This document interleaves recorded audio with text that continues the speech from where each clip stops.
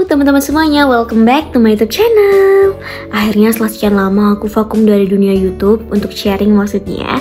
Sekarang aku nyempetin untuk sharing karena memang cukup banyak pertanyaan dari teman-teman yang masuk tentang bagaimana sih caranya berkuliah tapi punya usaha yang didanai oleh Kemdikbudristekdikti hingga mencapai 15 juta rupiah dan juga bisa pergi kemana-mana, keluar Jawa, naik pesawat, naik kereta, semua dibiayain kampus dan bisa dapat beasiswa. Oke teman-teman, aku bakalan sharing semua itu karena alhamdulillah. Sebelumnya kenalin, nama aku Maulida Zahra Kotrato Ain, biasa dipanggil Zahra. Aku berstatus sebagai mahasiswa di Universitas Negeri Semarang. Sekarang aku berada di semester 5. Nah, selama 5 semester ini ada beberapa hal yang sebelumnya tidak pernah aku bayangkan kalau aku bisa berada di titik ini, bisa mendapatkan itu semua. Nah, karena itu juga ada beberapa teman-teman yang bertanya kenapa aku bisa seperti itu. Jadi alhamdulillah beberapa waktu lalu aku memperoleh pendanaan wirausaha teman-teman. Jadi aku tuh bersama teman-teman aku dan juga bimbingan dosen pendamping di situ merancang sebuah usaha dan usaha tersebut didanai oleh Kemdikbudristekdikti yang jumlahnya 13 juta lebih. Kemudian juga aku mendapatkan beasiswa. Alhamdulillah ya Allah, setelah beribu-ribu kali apply, nggak sampai beribu sih, setelah sekian lama melakukan percobaan untuk apply beasiswa, alhamdulillah aku bisa tembus di salah satu beasiswa yang diselenggarakan oleh salah satu lembaga begitu. Kemudian juga beberapa kali aku dan teman-teman gitu, kalau aku sih baru satu kali ya teman-teman, kemarin didanai oleh kampus aku untuk pergi keluar Jawa. Tentunya tidak lepas dari sebuah alasan ya teman-teman. Nah itu karena aku sedang mengikuti kompetisi di luar Jawa teman-teman. Nah karena aku membawa nama kampus, di situ aku memperoleh biaya transportasi dan akomodasi dari kampus untuk pergi ke sana. Dan saat itu pula untuk pertama kalinya aku naik kereta dan juga naik pesawat loh teman-teman. Jadi kayak ini bener-bener spesial banget. Aku tidak menyangka kalau aku bisa naik kereta dan bisa naik pesawat untuk pertama kalinya. Dan semua itu dibiayai oleh kampus. Aku tidak mengeluarkan biaya sebesar pun, kecuali emang kalau kita mau beli biaya tambahan kayak jajan atau apa gitu, kita pakai uang kita sendiri. Nah teman-teman, ternyata semua mahasiswa punya kesempatan yang sama untuk memperoleh hal-hal tadi. Jadi bukan hanya aku. Nah aku pun ini juga dikasih tahu teman-teman sama kakak tingkat aku, dan aku tentunya dibantu sama dosen-dosen dari jurusan aku yang luar biasa. Oke, yang pertama mungkin ini yang cukup menarik nih teman-teman. Kenapa aku bisa memperoleh pendanaan yang jumlahnya hampir mencapai 15 juta dari Kemdikbudristekdikti untuk wirausaha yang aku rancang bersama teman-teman? Nah pertama, Kemdikbudristekdikti itu punya berbagai program teman-teman. Salah satunya program MBKM atau Merdeka Belajar Kampus Merdeka. Nah di situ ada program kreativitas mahasiswa yang dominan ke penelitian, kemudian ada pengabdian sih, ada kewirausahaan juga di situ. Kemudian juga ada program yang benar-benar fokus pada wirausaha dan juga ada program yang benar-benar fokus di bidang pengabdian masyarakat.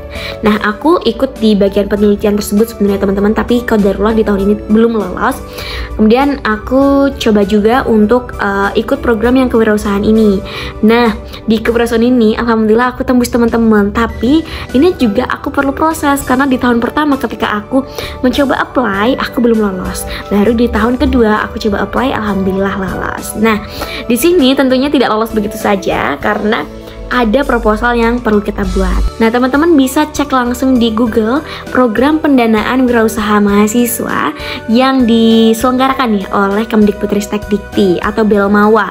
Nah di situ Belmawa itu menyelenggarakan program tersebut untuk memfasilitasi mahasiswa yang punya usaha untuk didanai supaya dapat meningkatkan ekonomi para pelaku UMKM begitu teman-teman. Untuk tahu programnya lebih lanjut, biar tahu update-nya, bisa kunjungi Instagram dari kemahasiswaan.dikti dan juga bisa kunjungi laman SIM kesejahteraan di sini. Nah yang kedua adalah beasiswa. Oke, alhamdulillah aku di tahun ini qadarullah lolos menjadi awardee salah satu beasiswa, yaitu BCB atau Beasiswa Cendekia Basnas. Nah, bagaimana ceritanya? Ceritanya ya sebelumnya aku lolos di tahap 1 temen-temen nih di beasiswa unggulan. Tapi ya di wawancara aku udah ikut dan ternyata belum lolos di tahap berikutnya. Kemudian di Bank Indonesia ini malah aku tidak lolos sama sekali, administrasi tidak lolos. Jadi ya mana mungkin aku ikut wawancara kalau administrasi tidak lolos begitu ya.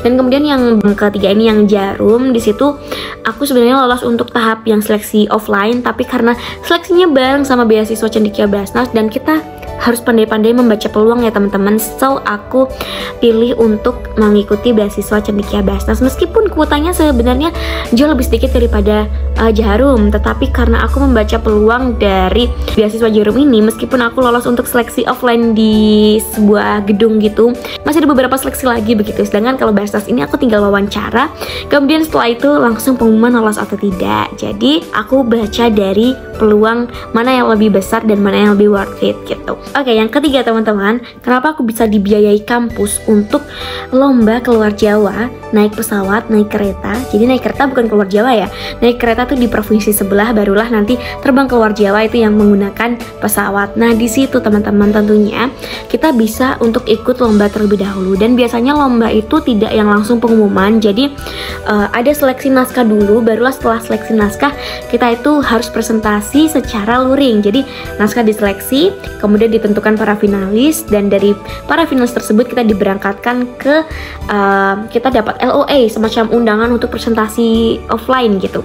Nah di situ bisa kita gunakan untuk lampiran ketika kita ingin mengajukan pendanaan untuk biaya transportasi dan akomodasi ke perguruan tinggi atau lembaga penyelenggara kompetisi tersebut. Jadi teman-teman, ketika kita lomba, kita menjadi finalis ditentukan begitu, kita tidak langsung memperoleh dana untuk pergi ke sana. Jadi kita perlu mengajukan proposal dulu ke fakultas atau ke kampus. Jadi kalau aku mengajukannya ke fakultas ya teman-teman, kita ajukan di fakultas, kemudian di situ setelah di ACC kita bisa memperoleh dana untuk pergi ke luar Jawa.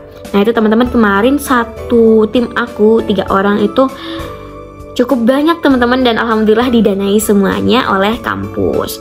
Kemudian juga beberapa waktu yang akan datang, nanti sekitar tanggal 13 November, berarti sekitar 9 hari lagi, alhamdulillah aku akan pergi ke Bali teman-teman untuk mengikuti salah satu kompetisi, dan semua itu dibiayai oleh kampus dari transportasi dan akomodasinya. Nah kompetisi ini tuh berkaitan dengan pendanaan wirausaha aku dan teman-teman tadi lah.